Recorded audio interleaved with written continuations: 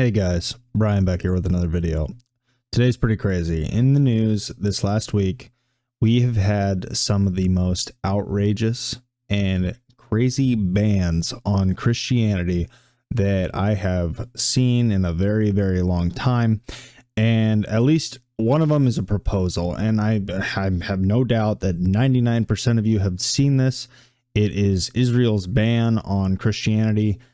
There's a couple clips that I want to show you guys. We're going to go through, and then following that, I'm going to cover this news story that came out about a transitioned male who went against a Christian women's basketball team, and the Christian school refused to play against him, and they got suspended from their league. Wild, absolutely wild. But I'm going to dive into that, and we'll give some dialogue on that. And then finally, I need to cover the new school board video that got put out from the Arizona ban on Christian teachers from a Christian college. It's going to be a wild video. So stand by, hold on to your seats, and we're going to jump into it. All right, things are getting serious. The glasses came off. No, I put in some new lights.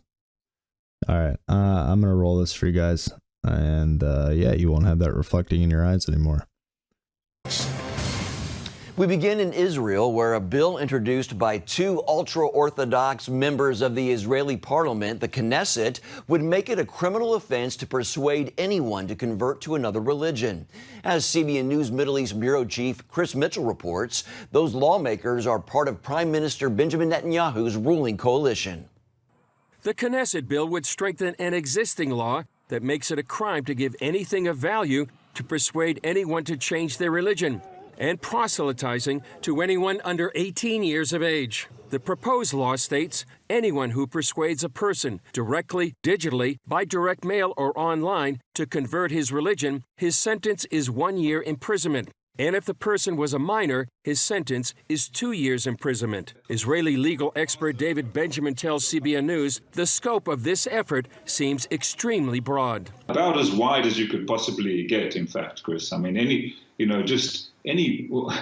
you say which might be in favor of a certain religion could be construed, I suppose, as being an attempt to solicit someone, right? Where do you draw the line? Knesset members Moshe Gafni and Yaakov Asher from the United Torah Judaism Party, part of Prime Minister Netanyahu's coalition, proposed the legislation. An identical bill was proposed during... Here's what's scary about that United Torah party that is backing Netanyahu.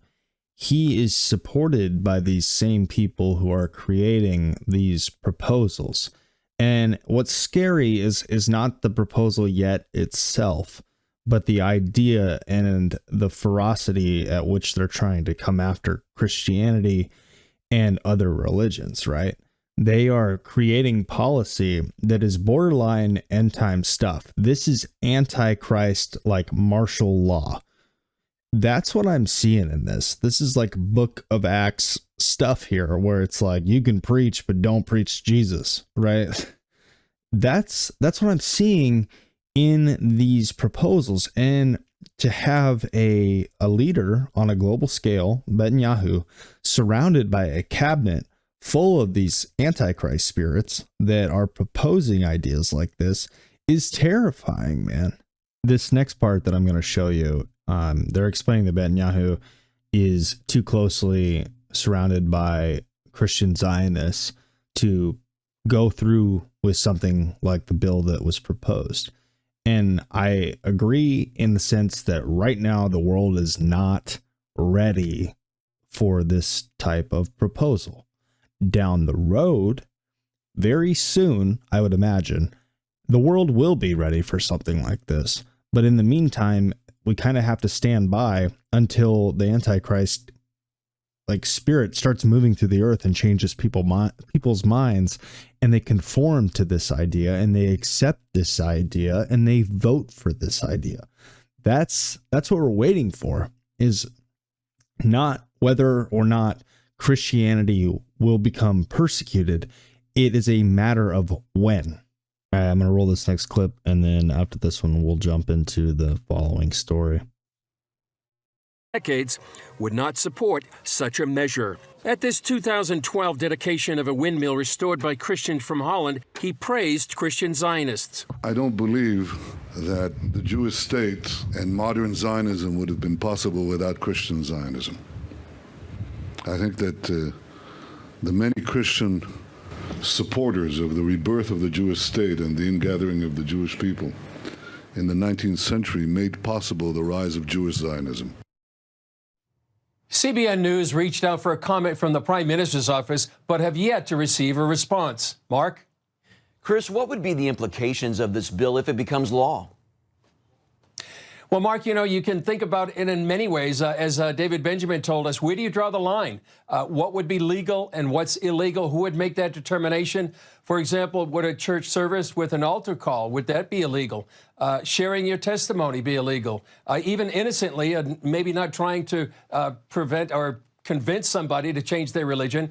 And also, Mark, who would enforce it? Would it be the police? Who would be enlisted to enforce this? Would it be sort of like the religious police in Iran, that monitor people, how they're observing, the religion of Islam?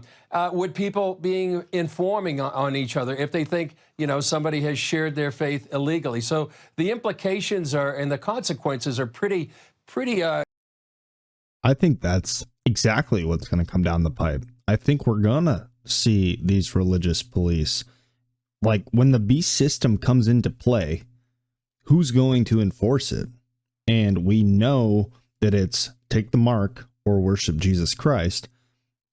Who's going to enforce it? It's going to be minions of the Antichrist. It's going to be religious police or maybe AI or nobody knows. But somebody is going to have to enforce that stuff. And it's not legal stuff. It's religious things or it is worship. So he's on to something with this. All right, on to the next. This one's pretty crazy. So this one says Christian school barred from sporting events after girls team refused to play against a male. A Christian school or a Christian high school in Vermont that forfeited a girls basketball game because of the opposing team had a biological male player has been suspended from participating in future athletic events. The Vermont Principals Association announced Monday that Min Vermont Christian School is prohibited from participating in upcoming sporting events because of the school's refusal to play the Long Trail Mountain Lions last month. And then you have all of these gender fair, disability awareness, blah, blah, blah, blah, policy on gender identity come out. And now they're supporting all this stuff. Let me just give you a different analogy other than basketball. I was a wrestler. I was not a basketball player. I'm not built for basketball. I'm built for putting people into the ground. And here's the thing, right? In wrestling terms, if you have a 105 female in the weight bracket of a 115 male wrestler, who is going to win? Whether or not she is taking hormones or she has fully transitioned or whatever they do, who do you think is going to win? My money is on the biological male. And it just goes without saying. And I don't understand how people see this. And they only see the side of the person who is identifying as a male or a woman. And that's the sad part about it, because I guarantee you that the other percentage that doesn't do that, that is quote unquote, quote, normal or feels normal in their body and actually identify as their biological gender, do not want to go against these people who identify as the opposite sex. Like I know for a fact that male, the biological male wrestling the transgender woman would feel extremely uncomfortable wrestling her. Like just because she identifies this as a man in her mind does not mean that biological male is going to identify her as a male. He knows or is going to know that is a female that has transitioned into a man, and it's just an awkward area, man. And same with basketball. Like, I bet these women don't want to play against a male because he's going to be bigger, stronger, faster. He's got a schlong, and if he did lop it off, that doesn't change anything. He's still like gonna be bigger and stronger and faster, man. And I truly do feel bad for the people that are having to put up with this stuff. This was not going through school for me. Like I didn't have to deal with this, but it would not be fair. And I would totally be with this Christian school who is refusing to play against biological males when their female basketball team goes out there and just gets pounded by these public schools that have males on their female basketball team. I wonder why they're losing so much. Man, people just lose common sense these days. And like, this stuff is so aggravating. I do feel bad. And I guess that is my monologue on this subject. Feel free to rip me apart for it. But like, you don't have common sense if you think otherwise. I simply just believe that, and you're not going to change my mind. All right, this is the last clip. So this was published by Fox News. This is the school board meeting that was held in Arizona, and I'm going to speed through it and kind of catch you up.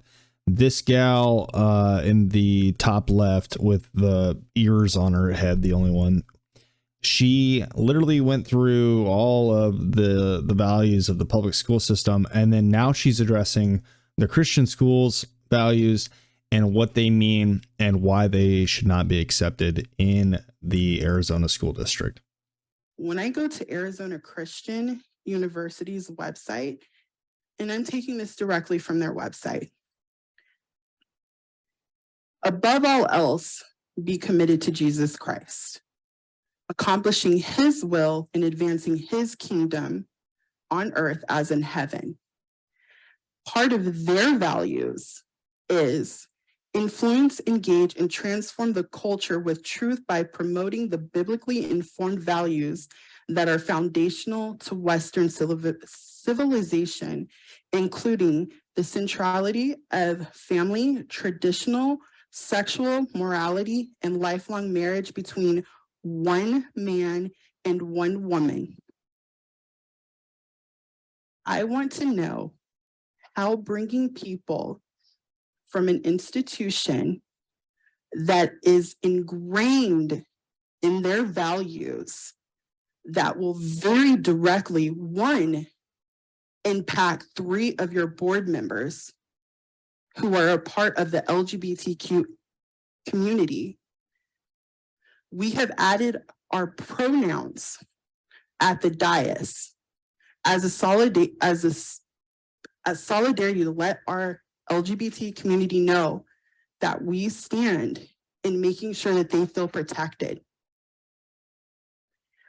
Are we only performing performative solidarity, or are we going to dig deep and actually look at the partnerships that we're doing? Because if we're bringing people in whose mission, who have been told with their institution of education that very, very plainly on their website, and you don't have to look hard, you can go on their first site, like the first page, that above all else, it is to influence people to be biblically minded. How does that hold space for people of other faiths? How does that hold space for our members of the LGBT community? How does that hold space for people who think differently and do not have the same beliefs? At some point, we need to get real with ourselves and take a look at who we're making legal contracts with and the message that that is sending to our community. Because that makes me feel like I could not be safe in this school district. That makes other queer kids who are already facing attack from our lawmakers that they could not be safe in this community. So I really want us to think hard about who we're partnering with, deep dive. And I want to ask the district, is this school value aligned with what we're trying to do in making sure that all of our students feel safe? I think what she meant to say was, does the views of the public school system actually match the views of the LGBT queer community? That's what she was digging into. It had nothing to do with the standard that they were setting. And she immediately dives into the Christian school's values, which are not her school. They are their own entity, which by law, they have the right to practice in that school because they identify as a Christian school. That is separate from the public school system. And for the last 11 years, there have been teachers from this Christian school coming over to the public school, and they have had no issues. But now that they have these 3 school board members that identify within the LGBT community, they all of a sudden have a problem. And I find it so funny that they make this argument all about themselves. These 3 members, they say, we don't feel safe. I highly doubt there is a single teacher from that Christian college that has gone after them in any shape or way or form based on their views. And I love that she says this Christian college simply cannot be accepted because of the ingrained views that they have. That's ludicrous, man. You are literally stating and hypocritically saying that your views, because your views, which are ingrained in you, trump everybody else's views, that yours need to be accepted and only yours. This is the same community that is accepting and loving of everybody until they don't like you. That is what we're seeing. This is a straight up witch hunt of Jesus Christ and Christians simply for identifying as Christians.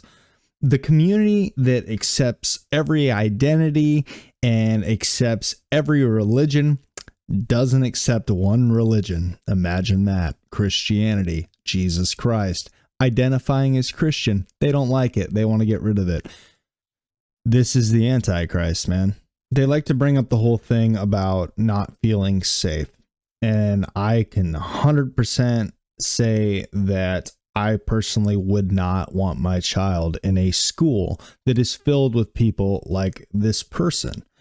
One, they allow whatever to come into the schools. They don't inform the parents. They start grooming children. They do exactly the opposite of what they preach. And they are hypocrites. They will 100% take your child.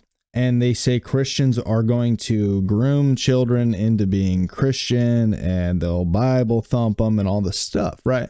Yet alone on the side, you have the LGBT community grooming children in schools. They are surrounding them by gay doctrine, by all of this pleasure weaponry. And by that, I mean, like they are teaching children about lube, about butt plugs, all of this stuff at seriously young ages where this stuff has nothing at all to do with the reproductive system. Yet they teach it, and it's only accepted because it's hiding behind this whole identity, gender euphoria, whatever community agenda that they got going on. And that is the only reason that it's getting passed through. But it's accepted and it's ingrained in your child, and they don't tell you that it's going on. And when you find out and you're mad and you go after these people who are teaching this stuff, they have every right to just go and say, oh, you're a bigot and you're not accepting and you're a homophobe. And guess what? We're going to continue teaching it anyway, because if you come after us, we're just going to put you out to dry. We're going to hang you on a cross and say you're a bigot and we don't care what you think. And we're going to continue doing what we do. They use this tactic called jamming. And jamming, what that is, I'll give you an example. If they are teaching your child about all this obscene stuff and you go after them for it, what they'll do is they'll say that that really is not the main thing that should be focused on here. It's on the fact that you're persecuting the LGBT community for teaching this stuff, that it is a part of queer culture and you're going after them. So now that becomes the superseded problem, not the fact that they were teaching your kids about butt plugs and whatnot. It's now that you are going after the LGBT community. That is jamming. They are making a bigger deal over your deal, and they hold you up at that level and hang you out to dry. That's jamming. Lastly, I want to talk about this from a legal standpoint and where these people try to find their grounds and have no such luck.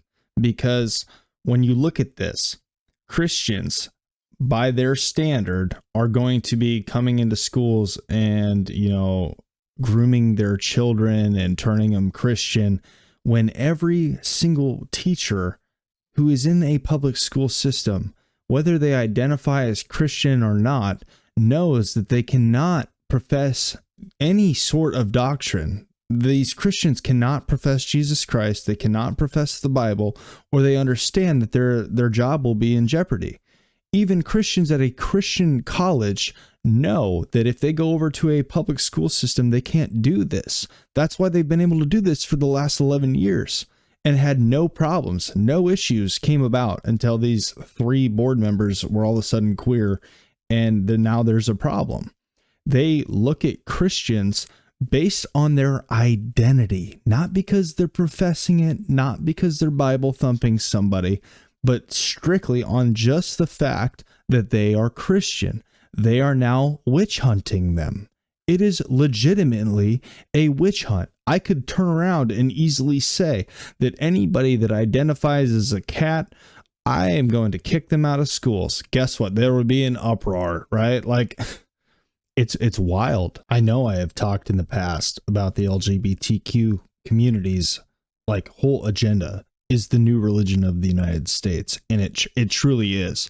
And there is no legal retention on it. There is no sort of corral on this agenda. Whereas religion, there are boundaries that are legally set that you can only push the envelope so far.